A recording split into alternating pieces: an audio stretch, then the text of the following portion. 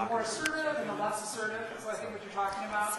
And I love the strong talkers because they get it going and they show their motivation, which is incredible. But sometimes people like myself, I'm one of those people, we don't give room for others. So it's just that paying attention, there's not a perfect way to be in this class, but maybe just create enough space for other people who might talk if some of us weren't talking as much. I guess that's my way of saying it. Okay. Okay, thank you. And just a reminder, if anybody hasn't been here previously, we would like you to fill out a release form, because as you see, the event is being filmed, unless Margaret just said that. And please turn off your electronic devices, including yours, Cynthia. So it's my pleasure to introduce Professor Cynthia Moss from the Political Science Department here at Sonoma State University. And Professor Boaz is really, I could say probably more than anybody else on campus, somebody who's been a key participant in our nation's media, including such site as the Huffington Post, and have a regular blog/column on Truth Out. And she's considered an international expert on issues of nonviolence and nonviolent protest. And that's going to be one of the major themes she's going to speak with us tonight about. And I hope we can have a lively discussion, dialogue, not only about those issues, but about issues of framing in the media and propaganda and all kinds of sort of polarizing strategies that are taking place in the United States, especially right now, that are making dialogue around all kinds of issues difficult, which we had the good fortune to talk about a little bit before we came here. So without further ado, Professor Cynthia Moss. Thank you. I would hold your applause till the end because I can make no promises. I'm very sick. I have bronchitis right now, so I have no idea how this is going to go. First of all, thank you, Ben, for inviting me to be a part of this series. And just to add a little bit to that introduction, I'm going to do some self-promotion, but it's in the interest of the larger social justice. Next Monday night, Truth Out, which is a forum that hopefully you're familiar with if you're interested in alternative or independent media.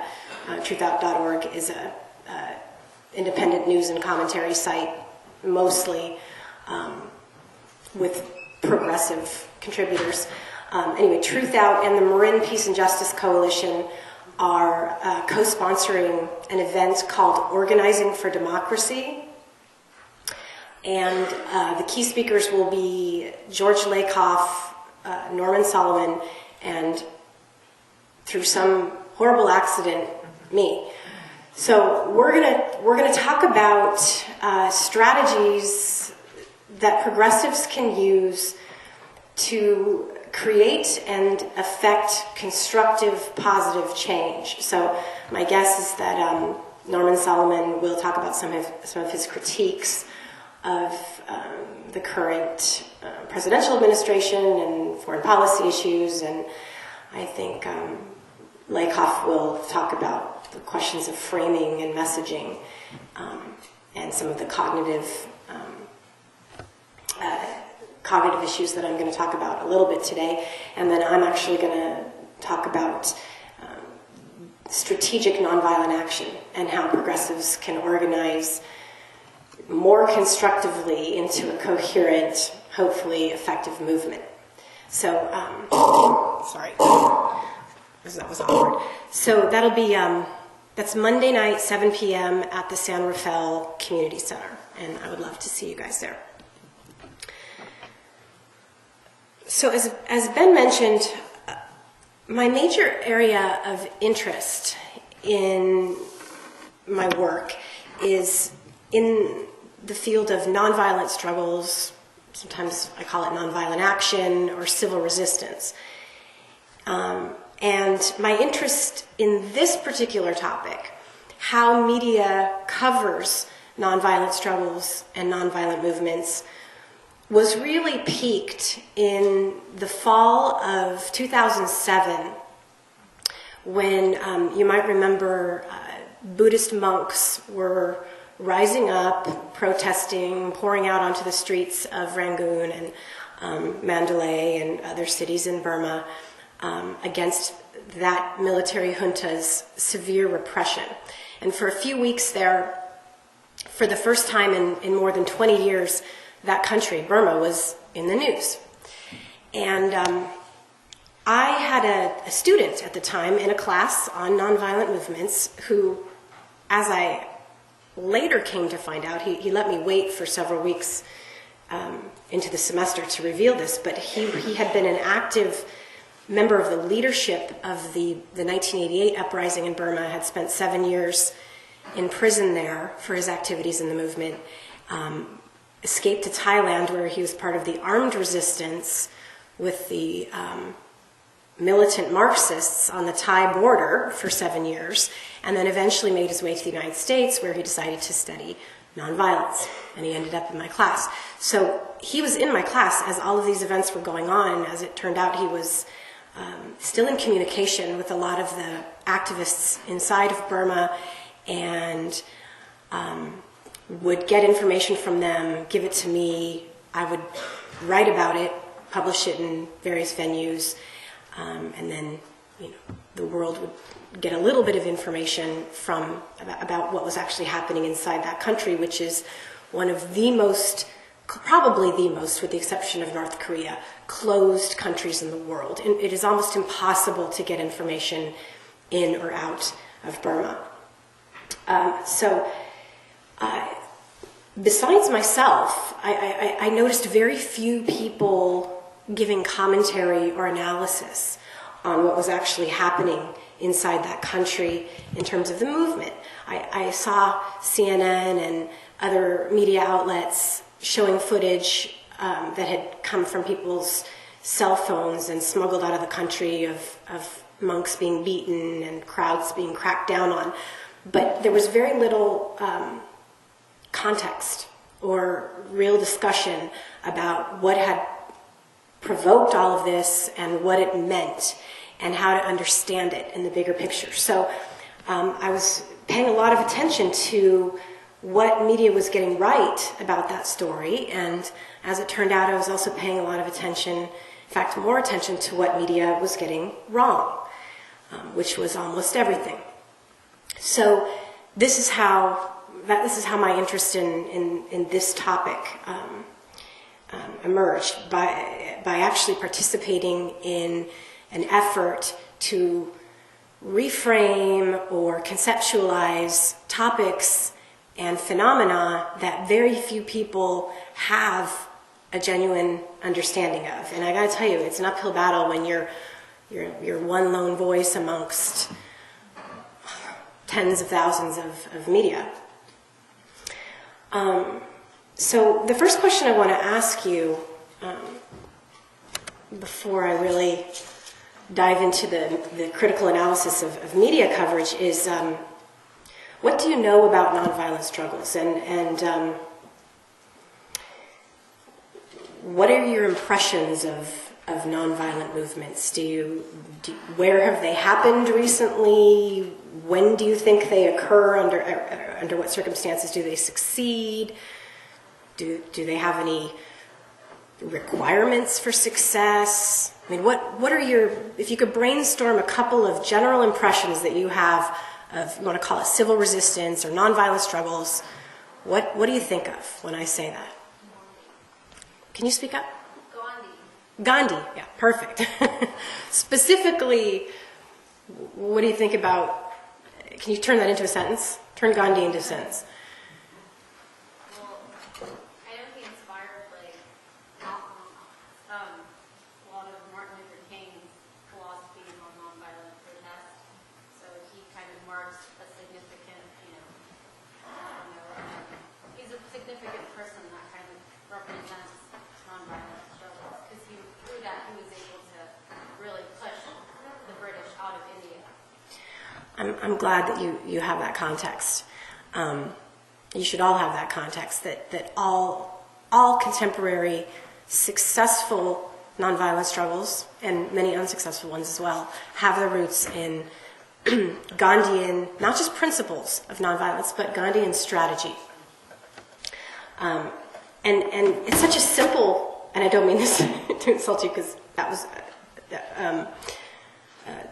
a profound observation, but it's such a simple thing to say that all of this goes back to Gandhi, but yet if you look at the coverage of all of these struggles that we've seen in the last several years, excuse me, I need a caffeine, thank you, Gandhi's never mentioned. Just that first most basic part of historical context is left out. So if Gandhi's left out, imagine what else is left out. What else do you know about struggles? Or what are your impressions of them? Yes?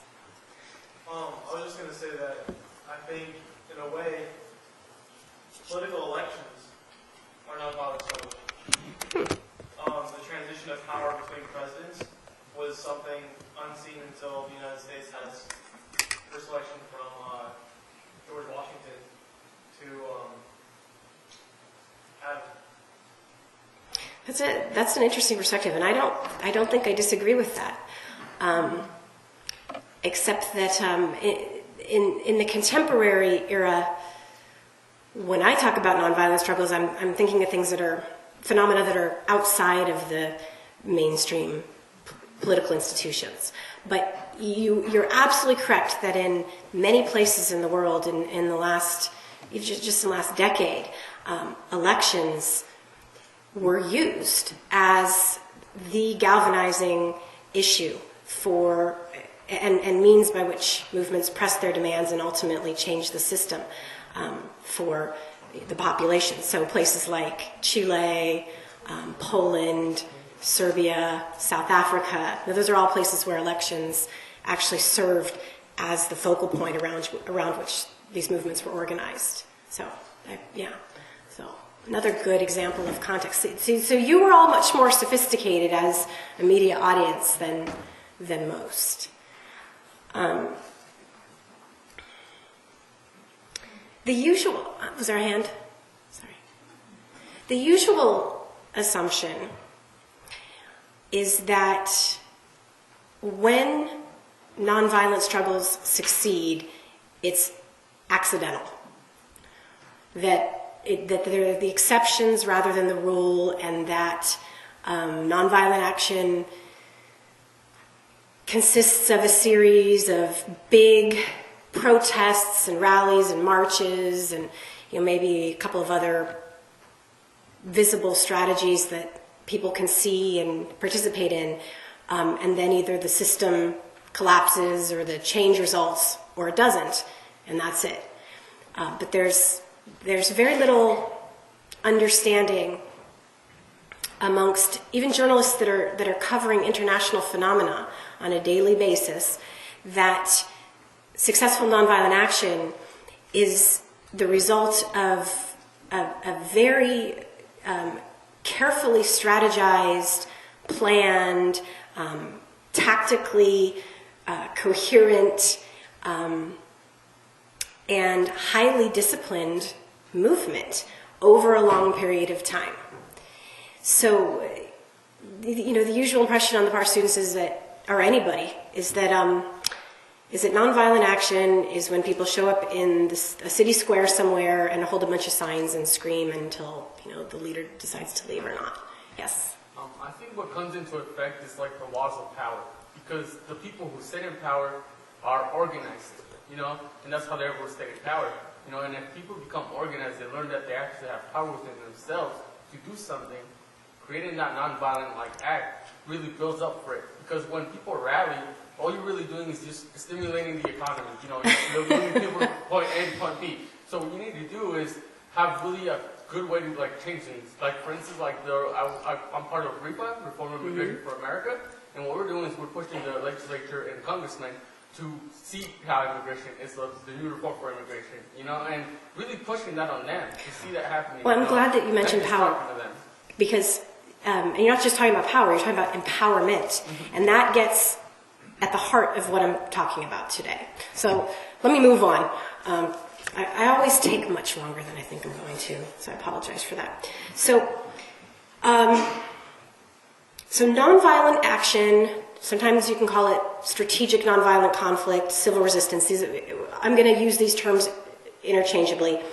But what it is it's a method by which ordinary people mobilize and fight for their rights using disruptive actions without using violence. And disobedience, the act of proactively withdrawing one's consent for the injustice or for the oppression, is at the heart of nonviolent resistance. So nonviolent action can take all kinds of forms. It can take the form of protest, as we've talked about. That's the form that you almost always see in media, because it's the most visually impressive. It's at that point when media publishers decide that it might be worth covering when 100,000 or 1 million people show up somewhere for an event. But protest is usually just the last stage in a series of nonviolent campaigns as part of a larger strategy. And so if that movement is working effectively, that huge rally that you see on TV should be the end, not the beginning of that movement. Other forms are persuasion, different types of persuasion. Now, that can be both positive and negative forms of persuasion, including things like boycotts and strikes. Non-cooperation is a form of nonviolent action. And then the most, intense form is nonviolent intervention. Things like blockades or other activities that actually prevent life from going on as normal. So nonviolent struggle is an active phenomenon that empowers people by uniting them in a vision and then giving them a shared stake in the outcome of the struggle. And it works with 3 basic steps.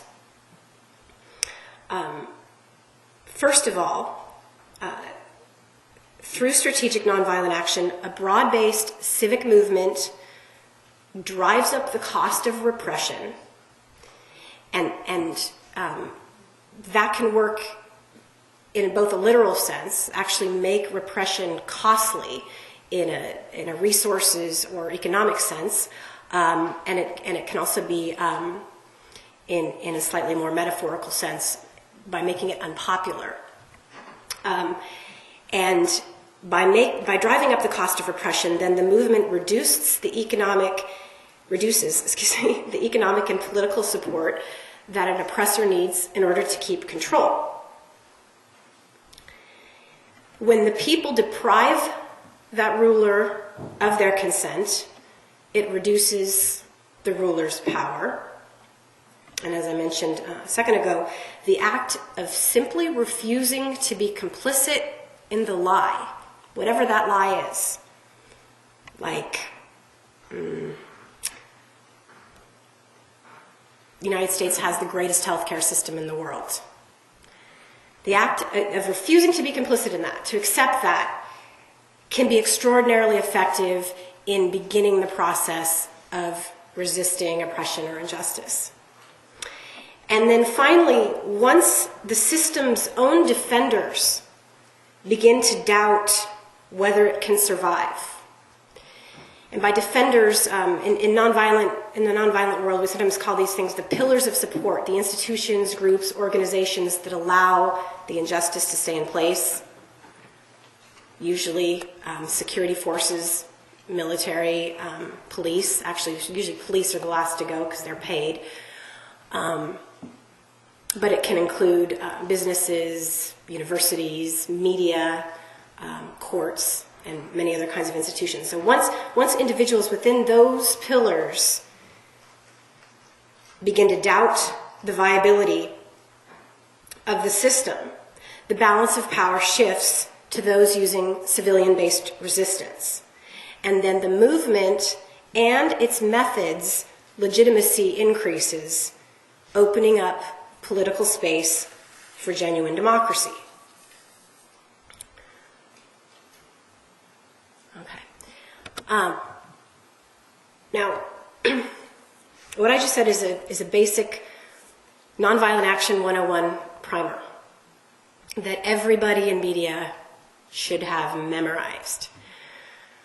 But instead, the stories that most media tell, most mainstream media in particular, about nonviolent struggles tend to reinforce a series of very common and deeply embedded misconceptions about nonviolent action. And so I'm going to go quickly through a handful of them. Now, all of these are either created by or reinforced by the kinds of frames that we get in our media coverage of nonviolent struggles. So first of all, one common misconception is that nonviolent action is passivity or conflict resolution or inaction. All of those things are incorrect. Nonviolent action is extremely proactive. In fact, Gandhi, our friend Gandhi, called it the most activist force in the world. But because it has the word nonviolent in it, media, and most of us, would naturally tend to default to the notion that it means not doing something. And along those lines, it's not conflict resolution. It fascinates me, actually, when after I spend 10 minutes explaining to someone what I do, they say, oh, I know someone else in conflict resolution. I don't do conflict resolution. I do strategizing conflict nonviolently. And that's what nonviolent action is. It's not about resolving conflict or avoiding it. It's about waging it using nonviolent means in order to win and then achieve whatever that objective was, hopefully having something to do with advancing justice or undermining oppression in some way. And no offense to the pacifists in the room, but nonviolent action is also not pacifism. Pacifism is a principled objection to war. Now, sometimes nonviolent activists are pacifists, and sometimes pacifists engage in nonviolent action. But there's not necessarily a correlation, and I would guess not even a very strong correlation, if this were to ever be tested, between these two perspectives. In my view, and in my experience with pacifists, it really is about avoiding conflict. Another common misconception is that nonviolent action is only used as a last resort, that it's a form of weakness, that it only happens when those who are resisting the oppression have decided that they don't have the resources or the political will to do it with violence, so they'll try this backup way. And that is absolutely incorrect. In fact, if there's any lesson that we should take from the examples of people like Gandhi and Martin Luther King Jr., it's that nonviolent action is the first, and they would argue only resort. And that any use of violence on the part of a movement undermines the entire endeavor entirely. Both of them had a zero tolerance policy for the use or promotion of violence in their movements. And it wasn't just on principle, it was partly on principle, but it also had to do with the question of legitimacy and discipline. Another common misconception, and this may be one of the most powerful ones, besides the one that I mentioned at first, which is that it's an accident, is that the occurrence or success of nonviolent movements is determined by something structural. Culture, economic system, geography, political ideology, religious beliefs, or something else along those lines. So, one of the things that I've heard a lot in regard to the movement in Iran is that, first of all, people argue, well, it's not really nonviolent. The movement wants to paint it that way because, they're in this nonviolent phase after the colored revolutions, and so they understand that will get them more support if they pretend to be nonviolent, but they're really not, number one. And then number two, everybody knows that Middle Easterners can't be nonviolent in resolving or waging a conflict. Cultural thing. So even if they are nonviolent now, which they're not, so they argue, it won't last. And then there are other arguments about there needs to be a strong middle class, or a history of democracy, or some degree of political space. On and on and on. Another common one is that it can't happen in places that are where there's a highly repressive or violent regime in place. Another structural condition. I'm here to tell you that every single movement that has succeeded since the beginning of the 20th century had somebody stand up at the very beginning and said, this is all fine and dandy, these ideas sound great, but it could never happen here. It could never work here. They said that in India, they said that in South Africa, they said that in Chile, Serbia, Poland, they said that in the Philippines. Because everybody thinks that their tyrant, their repressor, is special, is unique, is a special category of repressiveness that can't be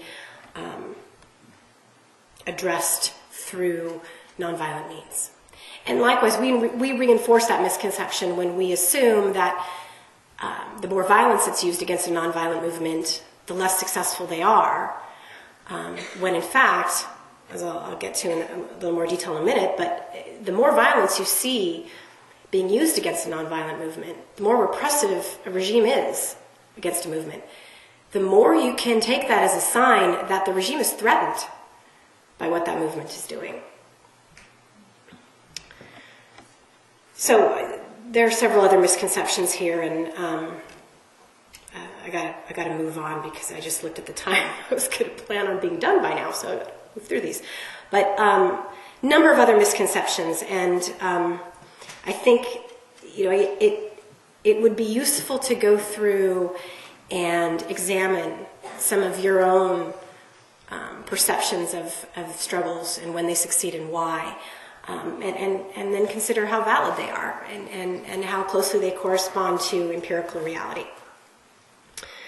So, okay, now, why does this all happen? Why is it that we have so many misconceptions and lack of genuine understanding about these nonviolent people power movements going on around the world? Did you guys know there are about 40 nonviolent mass struggles against oppression going on around the world right now?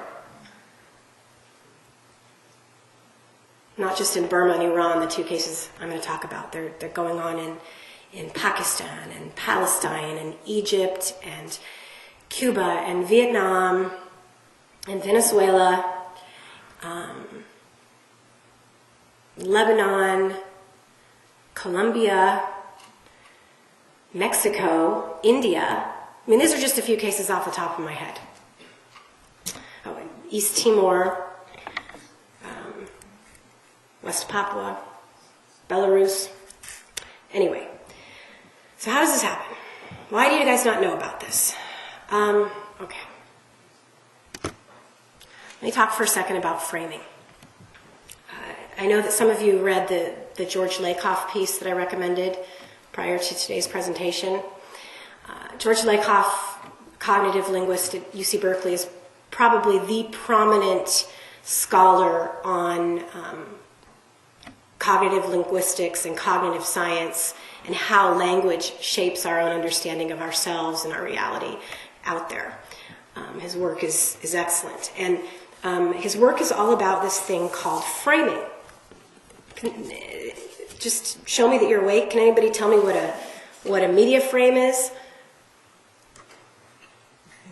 Oh, without looking at the PowerPoint up there or reading from it directly? I mean, tell me in your words. Showing the audience what you want to show. Telling your side of the story. So what would be an example of a prominent frame?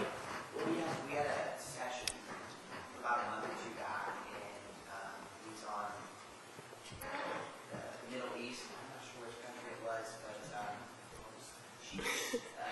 what her example was when they were taking down the statue of Saddam Hussein. Uh-huh. And if you took like an aerial shot of the actual, like, what was going on, it was like maybe 100 people there, and when they framed it to look like thousands and thousands. Oh, yeah. And they framed it a lot more than that. There's actually a really good analysis of that whole process in a film called Control Room, a documentary about Al Jazeera. That film, 'cause that's one of the best films ever. It is one of the best films ever. Yeah, you got to see Control Room if you've never seen it. And in the film, they actually go into quite a bit of explanation about how and why that particular framing took place. Yeah, the idea was to make it look like thousands of Iraqis were pouring out onto the street because they'd been liberated by the United States, and we're now embracing the Americans, and this was the symbol of that moment of victory, mission accomplished. When, as it turned out, and now later evidence demonstrates, more than likely those people, not only were they not Iraqis, they were probably Iranians, but they were paid. They were paid to go out and do that. So, whole totally different frame, right? If you have actual, real information versus what it is that's being created for you. So, Lakoff defines a conceptual frame as something that helps form the cognitive structure around our perception of reality. So, in terms of media, a frame tells us, as consumers, what parts of a news story we should find most significant, and then it helps us draw these subconscious but usually very deeply embedded conclusions about the meaning behind the events in a story. Now, to return this to the example of nonviolent struggles, because media, like most people, are so obsessed with violence, the context and significance underlying massive shows of nonviolent civic resistance is usually completely misinterpreted, if not totally ignored, in mainstream media. And when wrong or less interesting but more sensational events of these stories are emphasized while others are downplayed, then erroneous, incomplete, and I would argue irresponsible conclusions can emerge. And often these conclusions have the consequence of creating a self-fulfilling prophecy. Okay, so an example would be when CNN relies on Ahmadinejad or one of his administration's spokespeople to explain what's happening with the protests and then what's happening with the crackdown. What do they say? They say, oh, we're restoring order. We're restoring normalcy. These people are terrorists. They're rabble-rousers. They're just trying to create problems. We're putting things right. Lance Bennett calls this the authority disorder bias, when media defaults to the perspective of someone in authority, in this case administration. And I would argue it happens not only because of the position of authority, but because of the lack of understanding and context around the events, and frankly, because we have very few investigative journalists left, and most of them are lazy. But think about what that sounds like to somebody who's in that movement, who's out there on the street, literally risking their lives, to hear someone come on CNN and say, orders being restored in Iran, the troublemakers are being rounded up, and normalcy is being returned. Can you imagine what that does to their morale and how it takes the air out of the balloon? And it's not intentional. It's not intentional on the part of CNN. It might be intentional on the part of Fox. But with most media, it's just, it's a combination of laziness and I think an unwillingness to really understand the stories in their larger context. Question? No, this kind of reminded me also like of how like the School of the Americas provides this sort of coalition saying that we're gonna, create these soldiers and they're gonna go back to their countries and aid them, whatever troubles that they're having. And I remember reminding me of the Civil War in El Salvador and how about 900 people were killed in the whole village thanks to these soldiers who were supposed to be helping them. Right. And it's interesting how this happens because perceptions aren't really what's happening. Right. And the thing is, if you don't know any better, if you're a media consumer and a global citizen and you're listening to these stories and you don't know the larger context because this is where you're getting your information from, then of course you're going to buy into it. You have no other choice, right? I mean, you don't know what you don't know. So how do you know that the reality that's being created for you isn't the reality? So I would advise you all to just assume that it's not until they can demonstrate otherwise.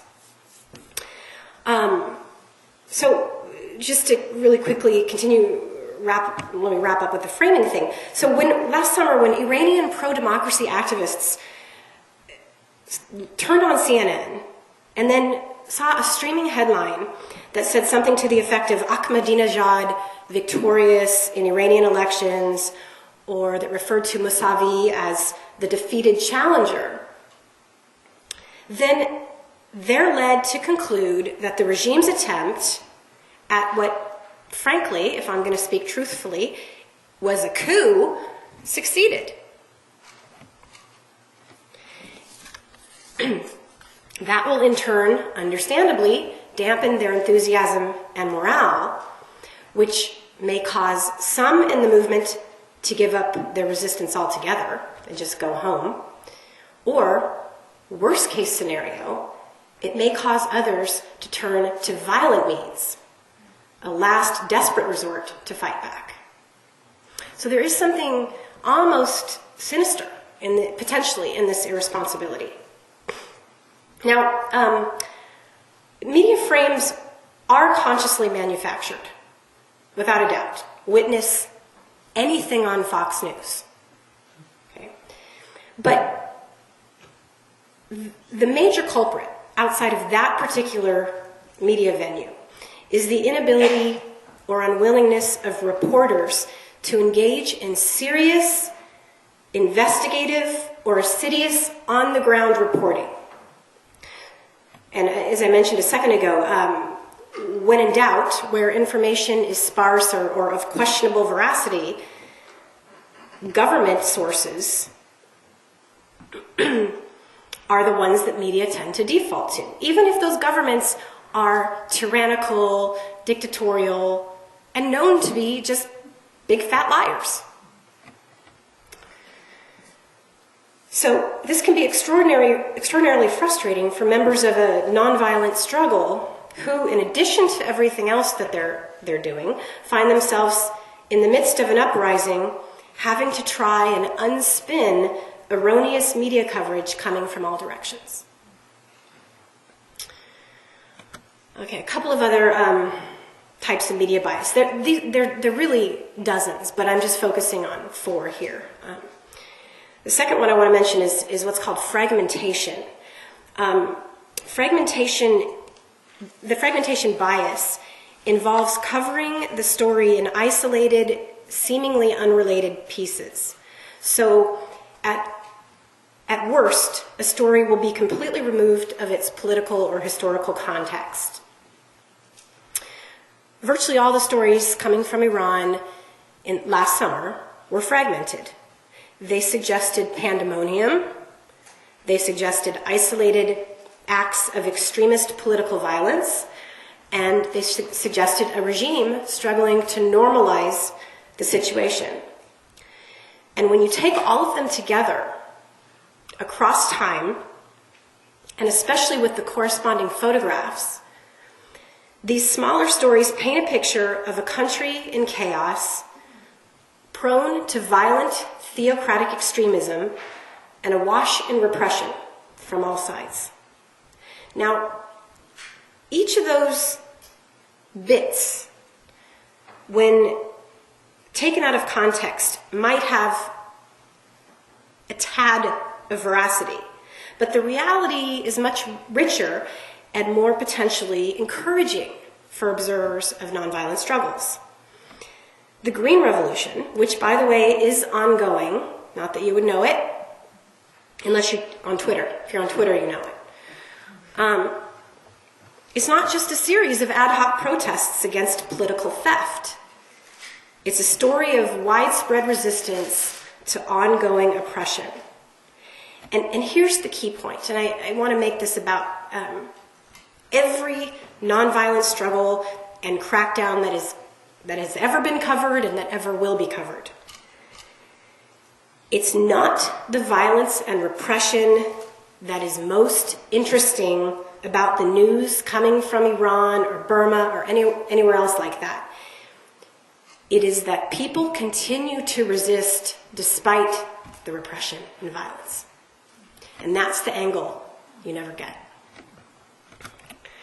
Another form of media bias is dramatization. Dramatization of a story occurs when the news is encapsulated in short, sensationalistic bits that are intended to provoke an emotional or visceral response on the part of the news consumer. Okay, so fear-mongering falls into this category. All of this happens, though, in the absence of serious analysis of the policy issues, of the institutional interplay, or of the larger social setting. Dramatization thrives on confusion, chaos, and skepticism. So the conclusions that it produces tend to be, understandably, very cynical. For example, a dramatization bias might cover a massive protest against rigged votes as a, quote, spontaneous mass uprising. That's a very common phrase in media stories about this phenomenon. That suggests that it's not part of a larger systematic strategy, and it leads the media audience to conclude that it's just a one-off, is a temporary and reflexive response to immediate political events. That kind of conclusion can create the global perception that there is nothing, no movement, or no struggle with which to demonstrate solidarity. So this actually has a consequence beyond the morale of the activists within the movement itself. It affects how we respond to that movement and to that struggle. And then lastly, I want to mention euphemism. Euphemism is about the language that's selected in order to create a perception. So it corresponds to framing, and it usually is a key piece of framing. But because it's been so perfected, and it's so tactically integral to good propaganda, I'm putting it in its own category. Sometimes, if the media voice is good enough at euphemism, they can actually make it so that a word comes to mean exactly the opposite of what it actually means. They can literally turn a definition upside down. I'll give you an example that comes from Rampton and Stauber's book called Weapons of Mass Deception. They talk about how I guess it was late 2002, when the Bush administration was beginning to talk about invading Iraq, and openly. I mean, they've been talking about it for a long time before that, and there was some discussion and some resolutions that went on in the UN Security Council. And then remember France? Remember the whole thing with France? France came out and said, no, we're not going to sanction an attack on this country. We need more dialogue. We need to really get to the bottom of this. This is a pretty serious issue of international concern. So let's use the UN Security Council for the purpose for which it was created, and actually have a dialogue before we invade a country. You remember what happened to France after that? U.S. media got freedom fries, and it was like literally like the worst thing in the world to be called was French. It was like worse than being called Marxist or what do they call Obama? Marxist, fascist, socialist now. You know. So France was totally vilified. But along with France, the UN got thrown under the bus. Now, what happened was that mainstream media, and this is not just Fox, this was everybody, systematically over a period of months began to refer to the UN, because of this refusal to sanction the invasion of Iraq, as irrelevant. It was the first time in UN history that the Security Council had not just rubber-stamped a major security action on the part of the United States. In other words, it was the first time in UN Security Council history where they actually were relevant, and the media made them irrelevant by telling us that essentially what they said was, if the UN, this is the message, if the UN won't rubber stamp whatever the US wants, they're irrelevant. Which, of course, actually means, wow, for the first time ever, they're now relevant. Okay? So, and that perception stuck. I mean, it's 7 years later, and nobody likes the UN anymore. Nobody trusts the UN. Sorry, some people do. I mean, if you like the UNDP, or there's some agencies that are pretty cool, but you know what I'm saying, yeah. I'm sorry, I'm confused by the language. You were saying irrelevance and relevance. The first time the UN was relevant. Yeah, I'm saying that I might be a little hyperbolic here, but I'm saying that it is one of the first times that the UN Security Council actually was relevant, in the sense that they did the job, or were trying to do the job that they were created to do, which was to mediate international security issues and to make sure that Article 51 of the UN Charter was enforced. But because they didn't go along with what the US wanted, media and the Bush administration and all of those speaking on its behalf repeatedly told us over and over again that the UN is now irrelevant. Does that make sense? Yeah. Yeah. Although I was thinking of the history of the UN. It's over 60 years old now. But at any point in that 60 years, are you saying that it never had any relevance to... No, I just admitted that I was being kind of hyperbolic when I said that. You're stealing my thunder. No. Yeah, what I'm saying is the UN has been highly relevant in a lot of ways, like with issues of development, resettlement, a lot of agencies, the UNDP, the UNHCR. I mean, there's a lot of agencies that have been relevant and continue to be relevant. I'm talking specifically about issues of international security, the UN Security Council. I'm just thinking specifically of the Korean War. I don't know what you're arguing. You got to tell me what you're arguing. Well, because the U.S. and France and England all used the UN to keep the North Koreans from invading and taking over South Korea. And the UN was the military that held off that North Korean line. Okay. Well, the UN, I understand the point that you're making, but you're actually, when it comes to matters of protecting countries that are being threatened or invaded by a neighbor, the Security Council has been relevant-ish here and there. Okay. And that might be one example. There have been peacekeeping or peacemaking missions in other parts of the world, namely Yugoslavia, that I guess could be considered kind of relevant. But what I'm talking about is asking for the right to use force against another country that has not used force against you. Okay, so anyway, back to euphemism. The terminology that was used to describe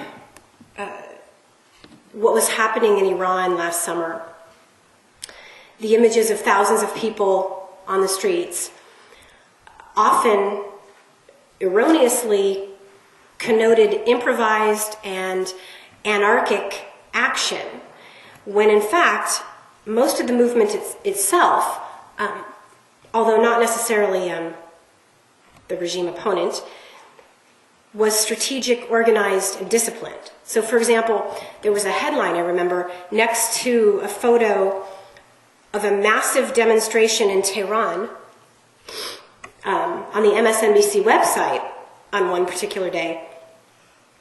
And next to this photo, it was an extraordinary visual. Hundreds of thousands of people on the streets with green everywhere. In fact, I may have it somewhere in the slideshow. Anyway, the headline, the caption was, "Huge crowds in Iran." I mean, how much less interesting can you get than that? Right? What does that connote? A crowd, the term crowd itself suggests that people just happened to stumble onto the street randomly, right? They just sort of accidentally all showed up in the same place at the same time. But what was happening on the streets of Iran was much more sophisticated than a convergence of crowds. It was a massive civilian, nonviolent uprising that everyone, including Ahmadinejad and the Guardian Council, except most of the American mainstream media, seemed to take seriously as a force for real change in Iran. Okay, and then I just want to quickly mention some other culprits that lead to these misunderstandings beyond these four types of media bias. I've talked a bit already about lack of assiduous on-the-ground reporting. This is a major issue for me. The decline of investigative journalism and of journalistic standards in general. I know that a lot of media critics attribute it to the rise of new media, of the internet, because they'll say things like, anybody can put anything on the internet and now it becomes news. I think that's a contributing factor, but I also think, if anything, new media actually, in some ways, improves the quality of reporting and of news and makes it more possible for you to get truth, if that's what you want, than ever before. But there's this pervasive, and this is no offense to journalism or media studies majors in the room, but there's this pervasive laziness.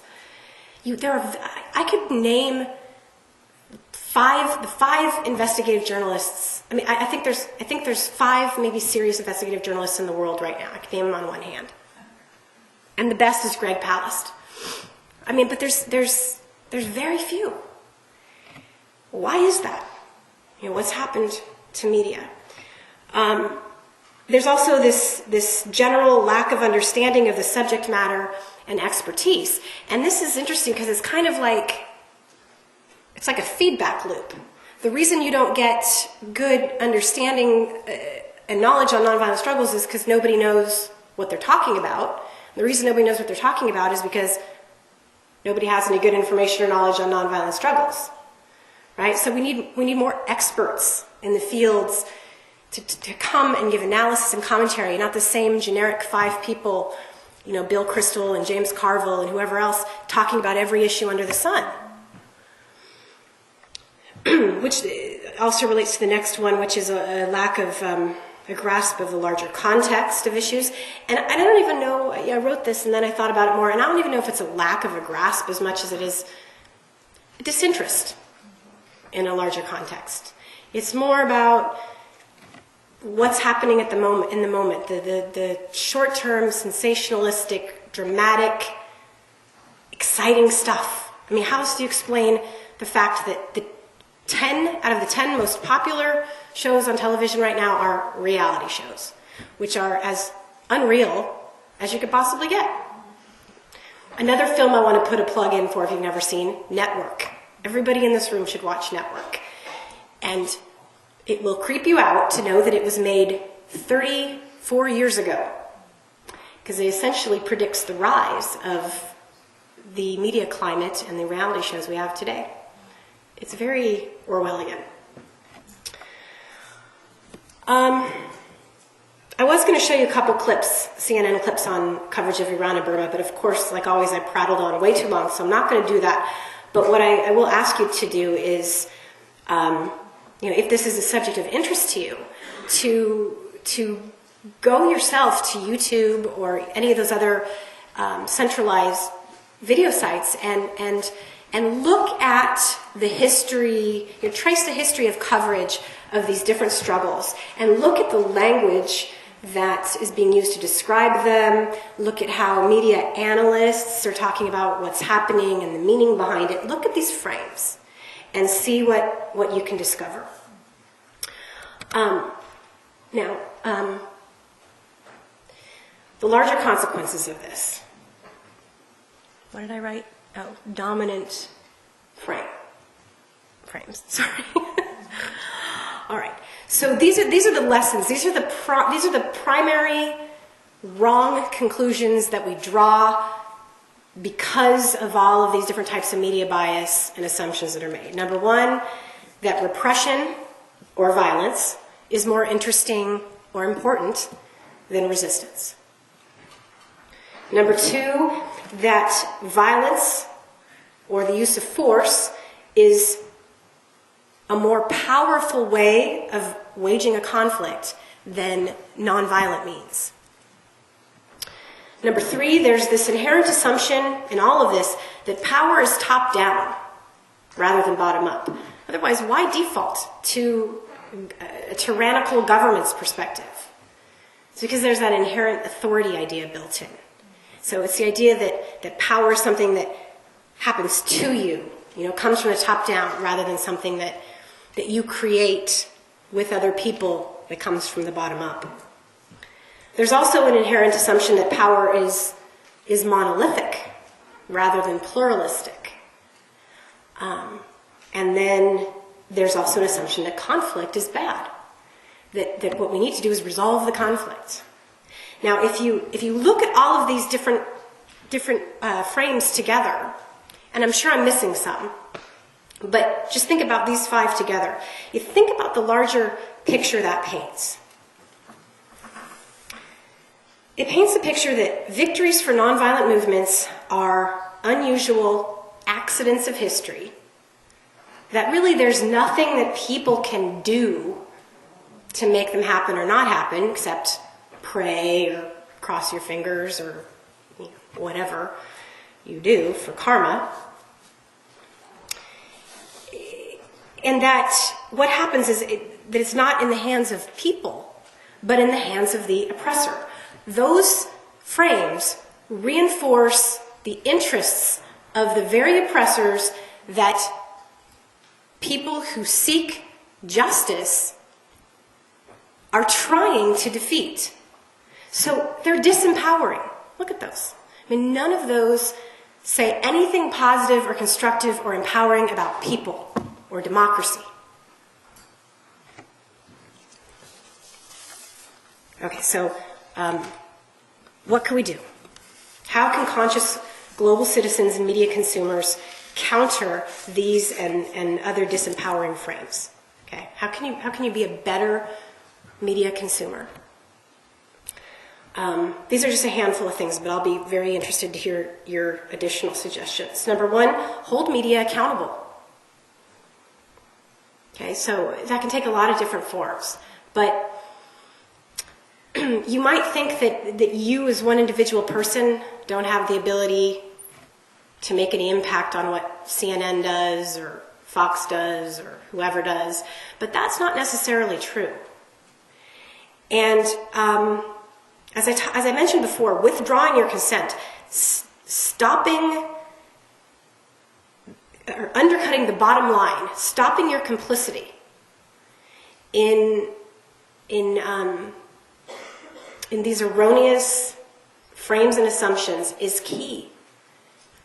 Turn to a different channel, or even you can even be more proactive. Figure out who sponsors or who buys ads on these different networks or in these different newspapers or other media that are giving you this erroneous information, and stop supporting them, because this is where it hits with media, with anybody really. Undercut their bottom line. Always ask also if the frames that you're getting are valid. Okay, and I guess this requires a prior step, which is to be conscious. Okay. The easiest way to propagandize someone is to convince them that they're not being propagandized. So if you think that you're not being marketed to and propagandized to all the time, constantly, literally every waking moment of your life as an American citizen, then you're in deep denial. Every American citizen today is subject to a minimum of 3,000 to 5,000 commercial messages a day. Minimum. Okay? So just be conscious of it. Just wake up to that. And if you're aware of it, then you're much less vulnerable to believing it. Another thing that Lakoff talks about is to use accurate language consistently. You can counter the frames by responding to them in a firm, consistent, persistent way. Gandhi called this satyagraha, holding to truth.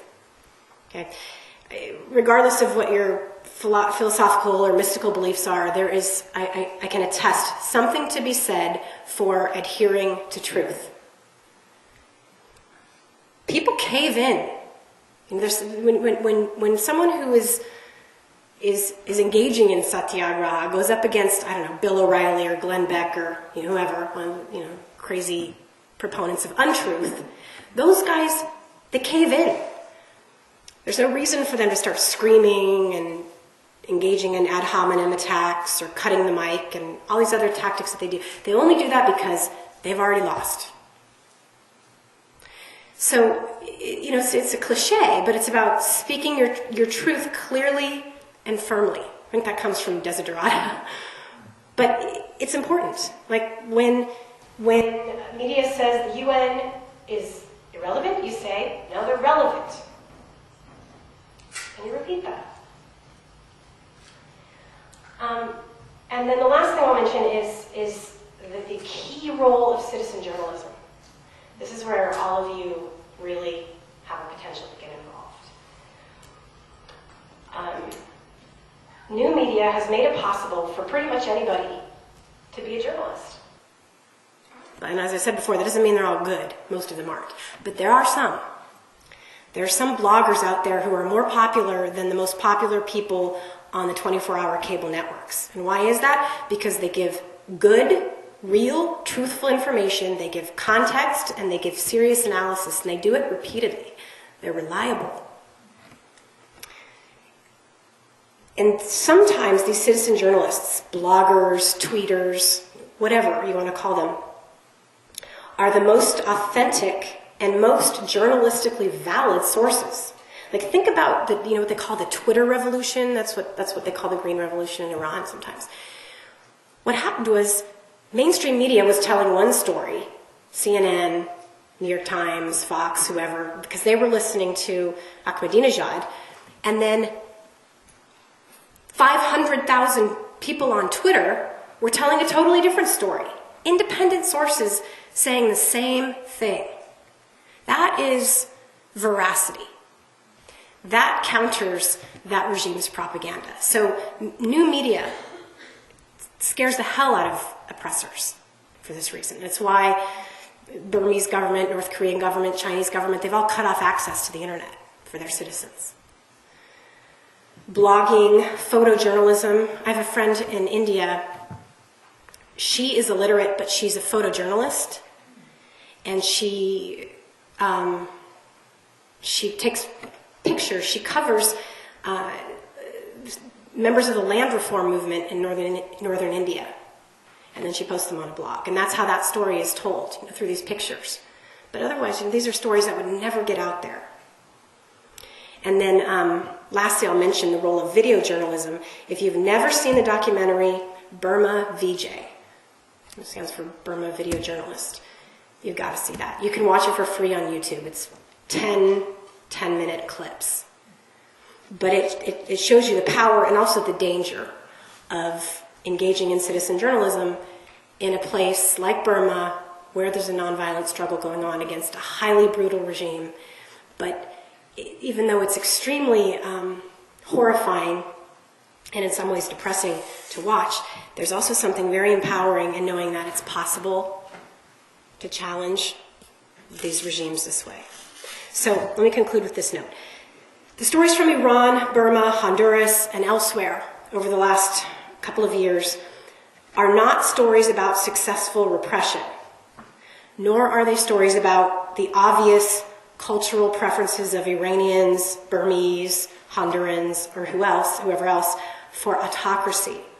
They're stories about courageous, massive resistance to oppression and injustice, and responsible democratic media and conscious citizens should recognize and tell those stories that way, both on behalf of those who are resisting and those who are observing.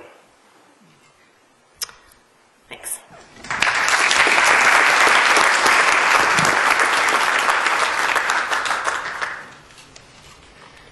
So, I'm sorry, I took up most of the time that we were going to use for questions. I tried to warn you, I talk a lot. But yeah, I'd be happy to take questions for a while, or if you guys want to have a discussion with each other. Yeah. Yes? In your opinion, where do you feel that media consciousness is going? Because I feel like in this group, we're a pretty conscious group, and the classes that you teach are just your ideas. They're very conscious and critical. And do you see this something that's taking off? Is it something that has an area? Like, is this? Yeah, that's an interesting question. I'd have to think about it more, but my initial instinct is to say that, like many things happening in American politics right now, and in the American public discourse, it's both. It's polarizing. It's happening simultaneously. I think that there is kind of a willful, conscious, it's going to sound kind of oxymoronic, but conscious unconsciousness going on the part of many that I think is rooted in a deep fear about various kinds of change. And I think that fear makes people cling to belief systems that are way past their prime, past their expiration date. And I think, I'm sorry, I know this is going to come out a little bit offensive. Chalk it up to the Theraflu, but I think I think a person that genuinely seeks out Fox News as their sole or primary source of information is being willfully ignorant. And I think that the fact that that particular media has more viewers, more audience than any other single media in American politics is telling, and also extremely disturbing. But on the other hand, there's this simultaneous phenomena that I mentioned about, bloggers and others, video journalists, citizen journalists, taking the place of investigative journalists and really trying to fill that gap and doing the job that should have been done by genuine media. And I think they're happening simultaneously. And other than the obvious problem with having severe polarity in your political and social system, I think it's also problematic because they can't talk to each other. I mean, they're literally speaking different languages. I'm not kidding when I say that I cannot comprehend what Glenn Beck says. I mean, I understand the words coming out of his mouth, but I can't, my mind cannot make sense of the concepts and how they fit together. Now, if you ask my uncle, perfect sense to him. I have no idea. So that's concerning. So I think it's both. What do you think? Well, I'm kind of torn between whether it's a paradigm shift, like this sort of consciousness that's going to take everybody by storm, and we're all just going to be conscious corporate citizens, hopefully maybe 50 years or something, or is it more of a social movement that's going to end up having this certain area, this bubble of people that are critical conscious thinkers, and then the rest of the world is just, I don't care, I do what I'm not sure whether it's, I don't know where it's going. Yeah, I'm nervous to make predictions like that. I'm a social scientist, we don't make predictions. But if I have any say in it, I would like to think that the first vision you proposed is the one that we're evolving towards. Let's hope we're doing more evolving than devolving. Yeah. Yes. Oh, I'm sorry. I didn't see. Yeah, I'm a weirdo about this stuff. You That's had your okay. hand up before. Sorry, Nina. You were talking about this numerous nonviolent struggles going on right now around the world. I think you said about 40 different struggles. And so I was wondering if you could tell me where these nonviolent struggles are actually succeeding. For example, in the case of Palestine versus Israel, Tibet versus China, when the people are actually facing very violent regimes, state power. Okay, this is one of those really tricky areas because the question of what defines success is, there's no consensus on that.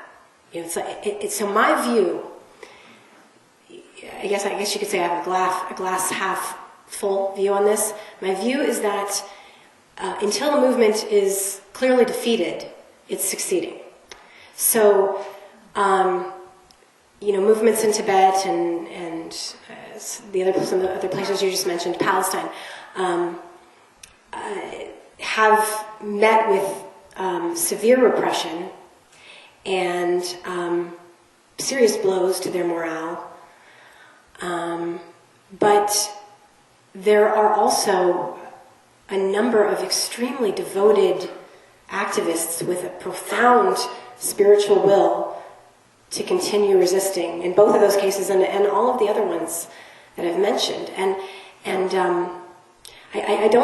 think it's, you don't have a defeat until that will to resist has been eliminated.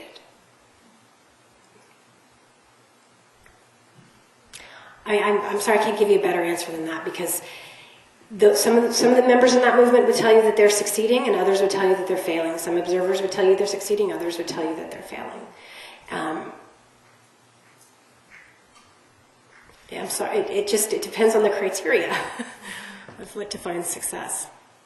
But if you want to get into the nitty-gritty about those movements, we should come hang out, have coffee and talk about them. I'd like to chime in with a recommendation. This reverts back to your question regarding the consciousness. On a global scale, if you want to get the temperature of awareness globally. There's a program on BBC that, I don't know if you guys get KLAW 91.7 here. Every morning at 10 a.m. you can tune into that program. It's called World Have Your Say, which is a multi-dimensional dialogue around the globe. So you get to hear what people have to say about current events, including what happens here in the U.S. as well as all these other movements around the globe. And you get a feel for what is the world waking up to, and whether there is a paradigm shift, as you correctly are pointing to. Is it occurring? Are we on the verge of having a paradigm shift, or are we really just moving along for another 100 years to see what happens? So that program I listen to religiously, and I highly recommend it. It's very accessible. So that's 91.7? 91.7, but you can go to any search engine, type in World Have Your Say, BBC, and you'll get additional information on it. You mentioned that Twitter and CNN, they say different news, but when the Iranian protests were happening, I was watching CNN, and half of the news was coming from Twitter. They had the website up, and they were basing the news on that too. So, Well, they finally, are you talking about the most recent or this last summer? last summer, protests in Iran, I was watching CNN and Yeah. Anderson Cooper, 360, they were showing the Twitter page. Isn't that amazing, though, that CNN is covering a Twitter feed? I mean, you said that. I mean, think about that. Yeah. I know. Well, fortunately, CNN finally caught on, right?